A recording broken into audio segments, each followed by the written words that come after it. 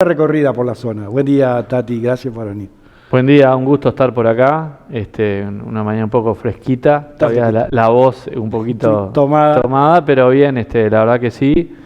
Venimos un poco empezando en el Senado una tarea que involucra a la Comisión de Ganadería, Agricultura y Pesca del Senado. Y en ese marco estamos organizando una serie de encuentros, de visitas a algunos emprendimientos productivos de la zona, fundamentalmente en lo que tiene que ver con el sector lechero, que obviamente que aquí es muy importante, y con el sector avícola, que también, que son dos sectores que en Canelones tienen mucho peso, que tienen una impronta de mucho trabajo familiar, en el caso del tambo, y en el caso avícola, que involucra también productores familiares, trabajadores asalariados, una industria que está creciendo, que son dos sectores bastante distintos entre sí, pero que hacen a la identidad de nuestra zona y que de alguna forma en lo que es esta tarea parlamentaria que estoy asumiendo, yo considero que es fundamental ir a visitar a los productores, conversar con ellos, con los trabajadores, con la industria, para no solo tener, digamos, la información, sino también un conocimiento mucho más cercano de cuáles son las necesidades, de cuáles son los proyectos que tenemos, cuáles son las proyecciones que hay para cada uno de los sectores. Por ejemplo, en el caso, por supuesto, lechero, donde hay una gran empresa, ¿no?, que es a la que la mayoría de los productores remiten, con un establecimiento que es de alguna forma que ha ido profesionalizando muchísimo la producción, y un sector avícola que de repente en ese sentido el desarrollo aún es más incipiente, que todavía tiene una capacidad instalada muy grande, que por ejemplo en estos días conversaba con la gente de la Agencia de Desarrollo de la Intendencia, me comentaban que de repente vienen mercados que quieren comprarla a Uruguay y a veces no tenemos la capacidad por calidad o por características del producto de surtir a esos mercados. Entonces, hay un camino para hacer. Uruguay probablemente vaya cambiando lentamente lo que es la cultura alimenticia por un tema de costos. Entonces, en ese caso la carne avícola es un buen sustituto de la carne vacuna. Allí hay una gran oportunidad. Tenemos todo lo que fue la experiencia que hizo el Frente Amplio de las compras públicas al sector porcino y al sector avícola. Son experiencias que creo que fueron buenas, que no se deberían perder. Sabemos que hay algunos problemitas en ese sentido. Sí, han habido algunos cambios, ¿verdad? Exacto, que tuvieron que ver obviamente con el cambio de gobierno, el cambio de política, pero de esas cosas son las que queremos conversar.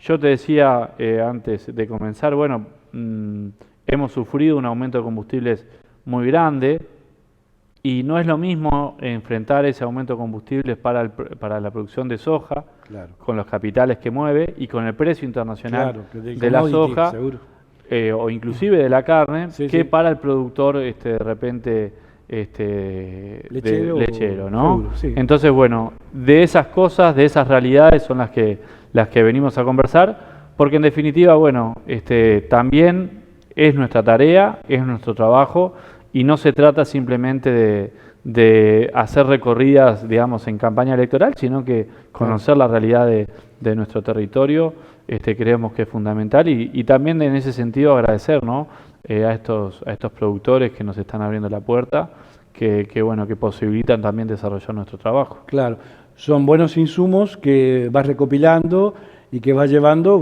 y después de alguna manera para tratar de incidir, ¿no?, primero a nivel de comisión, ¿no?, de pronto para, no sé, si en alguna ley o modificación o estrategias incluso comerciales, ¿no?, porque como tú decías, para tratar también de abrir nuevos nichos, incluso a nivel internacional, sobre todo para el tema del pollo, ¿no?, de los fasoneros de pollo, ¿no?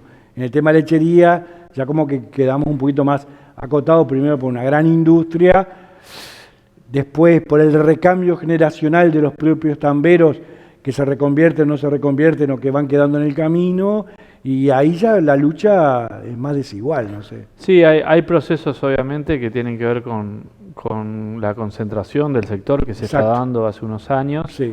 donde, bueno, lamentablemente muchos productores familiares van quedando por el camino, pero hay políticas públicas que se pueden hacer para sostener a esos productores familiares. Exactamente, mirá, recuerdo muy bien hace unos años, cuando la Sociedad de Productores de Leche San Ramón recibió campos de colonización. Sí, yo me acuerdo. En esa instancia vino Mujica, ¿sí? Que era presidente de la República. Si mal no recuerdo, eran unas 1000 hectáreas que se utilizaban, se utilizan para todo lo que es la parte forrajera, ¿no? Para la complementación alimenticia en los tambos. Recorrimos esos campos nosotros. Bueno, en aquel momento. Maravilloso, sí. Muy buenos, sí, de muy gran calidad. Entonces, ¿qué quiere decir? Que se pueden hacer políticas públicas, que no todo tiene que ver, digamos, con subsidios, sino justamente con políticas activas del Estado, posibilitando que esos productores familiares se mantengan y que evidentemente por sus propias vías, porque estamos hablando de un campo de 1000 hectáreas, tiene un costo millonario, ¿no? Es decir, no podrían acceder a los mismos. De forma individual. Ahí se formó una comisión o un grupo de, a ver, vos decime que no, si estoy mal, de productores que lo que hicieron fue gestionar ese campo. ¿Para qué? Para alivianar sus propios campos. Es decir, cuando se tiene una dotación demasiado grande quizás de vacas, por decirlo de forma contundente en el tambo, y en los momentos aprietan, se manda o la reposición, o no sé cómo lo trabajaron, entonces a esos campos que son como comunitarios, por decirlo de alguna manera, que un solo productor no lo podría sostener ni siquiera en el tiempo, pero que el trabajo mancomunado de un grupo permite, digamos, darle oxígeno a cada tambero en forma individual. Sí, también, por ejemplo, todo lo que eran las compras conjuntas de insumos, es decir, evidentemente el sistema, digamos, si se quiere, un sistema semi-cooperativo, ¿no? Que se estaba llevando adelante, pero tenía en la espalda justamente los campos de colonización que permitían llevar adelante esa mancomunión. Entonces, de esas políticas públicas, son las que estamos trabajando. Por ejemplo, en este momento estamos muy preocupados porque no se ha instalado el Instituto Nacional de la Granja, que fue un proyecto que se aprobó en la Ley de Urgente Consideración, pero que el año pasado no tuvo un solo peso para poner en funcionamiento y que esperamos que en esta rendición de cuentas sí se pueda poner en funcionamiento. Que fue además parte del compromiso electoral que tuvo este gobierno. Se dijo que se iba a crear ese instituto, que de alguna forma iba a reemplazar a lo que es la Junta Nacional de la Granja, pero estamos muy preocupados porque allí todo lo que son fundamentalmente los pequeños productores de canelones, que son los que suministran la mayor parte del alimento no solo a Montevideo, sino a todo el país. Bueno, allí hay un debe muy grande. Bueno, y estas son algunas de las temáticas que nosotros estamos encarando en un momento en donde, lamentablemente el mercado interno está sufriendo muchísimo por la baja de los salarios, por la baja de las jubilaciones, y que hemos visto, sí, con preocupación las últimas medidas que tomó el gobierno, porque en realidad son medidas que son tardías, es decir, el aumento que se dio en enero de las jubilaciones, de los salarios, prácticamente ya se perdió en estos meses. Es un aumento para dentro de 74 días, ¿no? Es un aumento que se va a dar a partir de julio, o sea que se va a cobrar en agosto. Es un aumento que es muy reducido y esa cuenta del futuro, o así lo plantearon en principio. Ayer el presidente de la República dijo que no sabía si era a cuenta o no, lo cual es más preocupante. ¿No? Genera incertidumbre. Sí, una incertidumbre muy grande en los trabajadores y en los jubilados, pero además hay que decir que es una medida que lamentablemente se tomó sin ningún diálogo, ni con la oposición, ni con los trabajadores, ni con los jubilados, porque fíjate que se toma una medida en tabla rasa, es decir, acá por ejemplo no se habla del salario mínimo, no se habla de las jubilaciones sumergidas, no se habla de las pensiones sumergidas, y creo que allí es donde de repente se debería haber puesto más el foco, porque evidentemente cuando vos tenés como tuvimos el año pasado una inflación del 9%, pero en los alimentos esa inflación es del 20%, Claro. ¿no? Y cuando tu salario o tu jubilación aumentó un 6-7%, y son, digamos, salarios reducidos, jubilaciones reducidas, el porcentaje de ingreso que vos gastás en alimentos es mayor a que aquel que gana 100 o 120.000 pesos. Por lógica. Entonces, hacer un aumento no diferenciado en realidad termina profundizando esa inequidad, ¿no? Y yo creo que allí el gobierno se equivoca porque deberían haberse dado aumentos superiores para estas jubilaciones que son las que no están llegando a fin de mes. Claro, aumentos ¿no? a escala. Claro, De mayor a menor, o sea. un aumento Inversamente escalado. proporcional a lo que se gana. Exactamente, Ahí va. porque no tiene ningún sentido, por ejemplo, aumentar el déficit de la caja militar, que son jubilaciones en su mayoría de miles de dólares, ¿sí? Que se cuentan de a 2, 3 mil dólares, que las jubilaciones de el que cobra 15 o 16 mil pesos, Claro. o lo que estaba cobrando un trabajador con el salario mínimo nacional. Igual hay pasividades de los militares que no tienen rango, que están en entorno de los 14, 15 mil. Sí, sin duda. No, te digo que pero uno los ve ahí. justamente el problema es O que... sea, digo, para no... Sabemos que los que están más arriba y que los generales retirados y que los coroneles retirados tienen sueldos altísimos. Claro, pero esas son las jubilaciones que están produciendo el déficit, Claro. y justamente A lo todos- lo que no hubo fue un aumento Claro. diferencial para esas jubilaciones más pequeñas, Más sumergida. ¿no? Entonces, ¿Qué hace así, con 15 mil pesos? sí, Contame. realmente creo que la situación de los precios, y nosotros fuimos muy críticos con el proyecto, por ejemplo, del asado, en donde realmente no hubo un cambio sustantivo en los ingresos de las familias, y además prácticamente fue muy difícil de aplicar, ¿no? Uno iba a la carnicería, por lo menos en donde yo vivo fue muy difícil conseguir ese asado. En otros lugares donde se consiguió fue un asado de mala calidad, ¿no? Porque era de la costilla 10 a la 13, entonces allí es un costillar que viene con mucha grasa, con mucho hueso, con poca carne. Luego en otros lugares sí se pudo conseguir, pero son contados con los dedos de las manos donde se pudo conseguir. Y además no tuvo un impacto en los bolsillos de la familia, lo mismo que la reducción del IVA en el caso de las harinas. ¿Y por qué pasa eso? Bueno, porque no se quiso hacer como se debería haber hecho, que es una devolución al consumidor. Es decir, en lugar de hacer la reducción en la cadena, que es lo que se hizo, en la cadena productiva, devolverte a ti como consumidor el IVA cuando compras estos productos, y de esa forma sí nos aseguramos que, digamos, que esa rebaja, que esa exoneración que se está realizando, efectivamente se realice, porque lo que terminó pasando es que algunos carniceros ponían el asado 240 pesos, otros carniceros lo ponían a 230 y otros directamente no tenían, porque la cadena no les había brindado. Entonces, la verdad que fue bastante decepcionante, creo, la experiencia del IVA. Y si bien el gobierno toma la medida que nosotros veníamos reclamando, que era una medida que tuviera que ver con los salarios y las jubilaciones, que impactara directamente. Claro. Finalmente uno ve el impacto que va a tener en los salarios y en las jubilaciones, y probablemente, por cómo se están dando los movimientos de los precios internacionales, al final lo que dijo el gobierno que iba a pasar, que era que en este año, en el 2022, se iba a recuperar lo que se perdió en el 20 y en el 21, no va a pasar. No va a subir. ¿No? Y de hecho, vemos con preocupación lo que dijo el presidente ayer, ya directamente ni siquiera el año que viene. Están hablando que la recuperación se va a dar en el 24. El 24. ¿Y ¿No? Entonces, qué año el 24? Y todavía tenemos que pasar este año, el año que viene, y recién en el 24 se daría la recuperación de lo que pasaba en el 19. Claro. ¿No? O sea, sí, esa franca, entonces, lo que ya perdimos los trabajadores, porque yo soy un trabajador que vivo de mi salario, no lo vamos a recuperar más, ¿no? Es decir, lo que perdiste, lo perdiste. Ahora con suerte vas a llegar al punto en el que estabas en el 19. Por lo tanto, bueno, creo que en ese sentido el gobierno ha sido errático. Lamentablemente este aumento llega tarde, y los que están sufriendo no son solo los trabajadores, porque eso es lo que muchas veces no se entiende.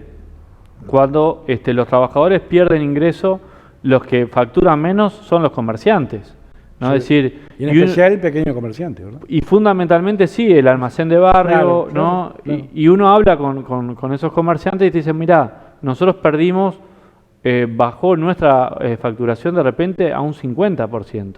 Entonces, hay que entender que la suerte de los pequeños comerciantes está atada a la suerte de los trabajadores asalariados y las jubilaciones, que la enorme mayoría de la población vive de esos salarios y vive de esas jubilaciones. Entonces, ahí creemos bueno, que se debería haber dado otra medida con más potencia y fundamentalmente enfocada en los sectores que están teniendo mayores dificultades. Bien.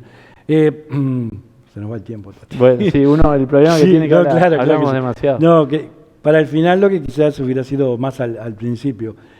Venís de 12 años como diputado por Canelones, por el MPP Canelones Frente Amplio, y asumís la banca al Senado cuando Lucía se retira.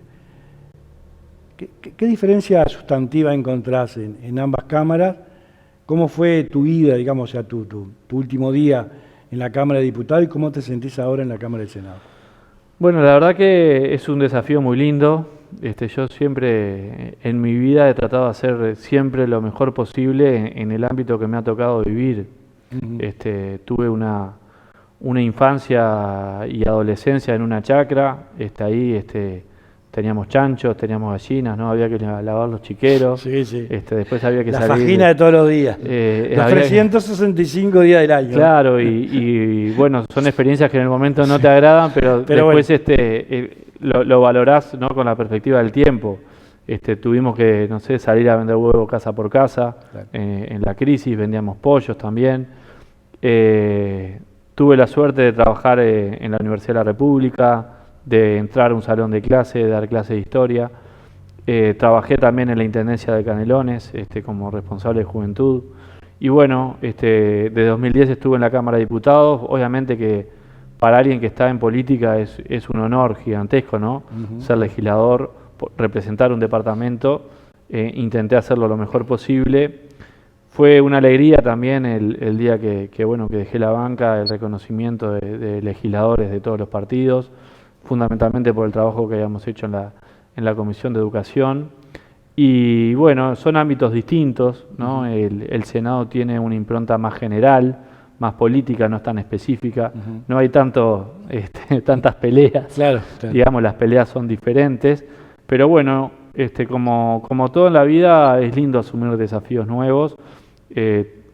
Yo no tengo miedo en decirlo, siempre hay que aprender. Claro. Y bueno, en eso estamos, asumiendo áreas nuevas como la vivienda, como el área de ganadería, agricultura y pesca. Y bueno, intentando... Y el área de educación. Bueno, mantengo por supuesto allí educación porque, sí, porque me gusta, claro. Porque conozco, porque obviamente que eso no lo voy a dejar de lado, pero de alguna forma intentando dejar nuestro granito de arena y intentamos ser una oposición que tiene propuestas, que tiene proyectos, que tiene contenido, y estamos elaborando una serie de proyectos de ley para presentar al Parlamento que tienen que ver con estas cosas, que tienen que ver con lo productivo, que tienen que ver con el ingreso de las familias, y desde allí, desde ese lugar, bueno, intentar aportar y tender puentes en un país que lamentablemente todavía está dividido y espero no llegar a los puntos donde uno ve que ocurre en la región en donde por ser de un partido u otro no hay diálogo, ¿no? Nosotros apostamos a tener diálogo, a tender puentes con el gobierno, porque en definitiva la ciudadanía no es ni del Frente Amplio, ni del Partido Nacional, ni del Partido Colorado, ni del Cabildo Abierto, sino que somos todos uruguayos y los problemas que tiene la gente los tienen todos sin importar su color político. Así que creo que es nuestra responsabilidad fundamentalmente en esta etapa tener ese diálogo, tener esos proyectos y bueno, intentar construir sobre esa base. Bien, ya casi sobre el final. En este tiempo que te ha tocado en el Senado, ¿no? Abstrayéndote de tus compañeros del Frente Amplista, digamos. Sí. O sea, vamos al terreno enfrente, a la coalición multicolor. ¿A ves tú como senador, a quién ves, digamos, como un senador, a ver, que busca también el diálogo o que tiene una gran capacidad, no vamos a estar haciendo propaganda a nadie, en especial, pero digo, o que vos ves que tiene mayor cintura, o que incluso uno puede ir y conversar con él por encima de las diferencias? ¿Cuál para vos es, digamos, como... Bueno, yo compartimos cámara con 3 legisladores, ¿no? Con Penades, con Gandini, con Graciela Bianchi, y te diría que con cualquiera de los 3 tengo un buen diálogo. Creo que en el caso de Penades, de alguna forma coordinando allí la bancada, tenemos obviamente enormes diferencias, se sabe, muy grandes, diría que casi irreconciliables, pero hay que entender que en política uno no combate a las personas, sino que combate a las ideas. Las ideas, claro. Y esto es una cosa que cuesta mucho a veces que la gente lo entienda, ¿no? Porque en definitiva compartimos un espacio de trabajo y cada uno defiende sus ideas, pero yo nunca descalifico a alguien ni por ser blanco, ni por ser colorado, ni por ser cabildante, ¿no? Sino que lo que hacemos es discutir sobre esas ideas que muchas veces no compartimos, pero si uno mira, por ejemplo, en la pandemia, tuvimos muchísimos proyectos que se votaron por unanimidad. Cierto. ¿No? Cuando el Ejecutivo pidió al Senado votar rápidamente el fondo COVID, cuando tuvimos muchísimos proyectos que tuvieron que votarse en 3-4 días casi sin poder trabajar mucho, lo hicimos, y bueno, creo que eso es una muestra de lo que se necesita. Ahora creo que el problema principal de los uruguayos, las uruguayas, son los ingresos, es el trabajo, son los precios, y bueno, espero que nos encontremos ahí trabajando para eso. Es la educación, es la transformación educativa que se quiere llevar adelante, y esperamos que... Y la reforma de la seguridad social. Bueno, la reforma de la seguridad social, exactamente, son grandes temas que esperamos justamente tener ese encuentro, así que, bueno, nos van a ver no solo por aquí, sino también en otros medios conversando y en los barrios conversando. Y la del otro estribo, pues ya subimos un estribo, el otro estribo. Acá entre nosotros, ahora que está la cámara apagada. Sí. Graciela Bianchi, ¿es tan guerrera y tan combativa? Bueno, tiene un estilo muy particular. Yo en lo personal siempre digo que en el trabajo... Trabajó del mismo palo, ¿no? De la educación. Sí, tuve 5 años trabajando... ¿Ella estudió en un lado y vos en otro? ¿Cómo fue la cosa? Son de diferentes generaciones. Mirá, yo siempre digo, debe haber pocas personas que hayan discutido más con Graciela Bianchi que yo, en el Parlamento por lo menos, porque estuvimos 5 años en la Comisión de Educación. Sí. Pero bueno, como te decía, una cosa son los debates y las ideas y otra cosa son las personas, y creo que no hay que llegar nunca a descalificar a las personas. Ella lamentablemente muchas veces lo ha hecho, y es algo que yo le digo. ¿Pero qué lo hace porque explota y después capaz que no lo dice públicamente, pero capaz que en los corrillos ahí dice, pucha, se me fue la moto, o no, chao? ¿Es una locomotora? No, son formas de ser. Son formas de ser. Punto. Me parece que lamentablemente es una persona que muchas veces cae en la descalificación por decir tal es del Frente Amplio o tal del MMP. Y con ella fue del Frente, como ¿no? Sí, del Frente Amplio. Bueno, ¿De dónde vino? Bueno, como dice alguien por ahí, es la suerte del converso, ¿no? Sí, el que se pasa para el otro lado muchas veces tiene que radicalizar sus posiciones para afirmarse. Y bueno, a veces cae lamentablemente en esas descalificaciones que no comparto, pero bueno, es su forma de ser y allá bueno, ella, ¿no? Yo creo que hoy estamos en una etapa que hay que tender puentes más que romperlos. Más que romperlos. Gracias por tu visita, Sebastián. Tenemos muchos temas para hablar, pero después lo iremos haciendo por capítulos. Tenemos toda la temática de la educación, que va a ser compleja, que va a ser árida, que va a ser muy discutida. Tenemos el tema de la reforma de la seguridad social como una temática muy importante. La complejidad, como tú bien lo decías, del tema poder adquisitivo, salarios, y se nos viene un invierno que tenemos por delante. Se nos viene, y dentro de eso tenemos todo un conjunto, y tenemos las ollas populares, y tenemos que hay muchísimos uruguayos que la están pasando muy, pero muy mal, y por allá ahora parecería que el tema seguridad, que yo creo que el Frente Amplio perdió prácticamente vos no lo digas, pero temas sí, seguridad, está un poquito más abajo, no sé si en forma solapada o si no sé. Sí, porque hay cosas, hay otras cuestiones. Los sí, homicidios sí, un 40%. ¿no? Pero eso, como que viste que ha quedado. Así que tenemos muchos temas para. Sí, así sí. que espero que nos puedas visitar pronto, ¿no? Bueno, muchas gracias. Por supuesto vamos a estar por acá. Fíjate, vos decías los salarios, la pobreza aumentó, fundamentalmente enfocada en jóvenes, en niños. Sí. Y allí creo que todavía el gobierno ha sido muy tacaño, ¿no? Hay que largar un poquito más de plata que la hay, porque las cuentas fiscales mejoraron mucho más por encima de lo que el propio gobierno preveía, y no hay que ser tan amarrete. Me parece que el gobierno tiene espalda para dar otras señales. Sí, yo pienso que si abrís un poquito más el grifo, vas a recoger más, porque siempre y cuando lo derrames en donde hay que derramarlo, ¿no? Que sean las capas más necesitadas. La capa más necesitada de la población, reciba lo que reciba, lo va a gastar en el mismo día en los comercios del barrio y en darle un poquito más. Fíjate que Uruguay fue el país de América Latina que invirtió menos en contener los efectos sociales y económicos de la pandemia. Eso habla mucho de lo que ha hecho el gobierno, y el gobierno tiene números fiscales por encima de lo que ellos mismos preveían. O sea que esperamos que en esta rendición de cuentas haya medidas para los salarios, para las jubilaciones, y también enfocados en la reducción de la pobreza, que lamentablemente el presidente y la ministra hicieron una conferencia diciendo que había bajado la pobreza cuando no había bajado la pobreza, y eso creo que es muy grave, y realmente necesitamos estas medidas, porque los que están de rehén justamente son es el sector más débil de la sociedad, o más desprotegido, que son los niños y los jóvenes. Gracias por venir, Seba. Y bueno, estamos a la orden, por supuesto, y nos reencontramos en cualquier momento. Muchas gracias a ti. Sebastián Sabini, senador de la República, representante del MPP, Frente Amplio, aquí con nosotros.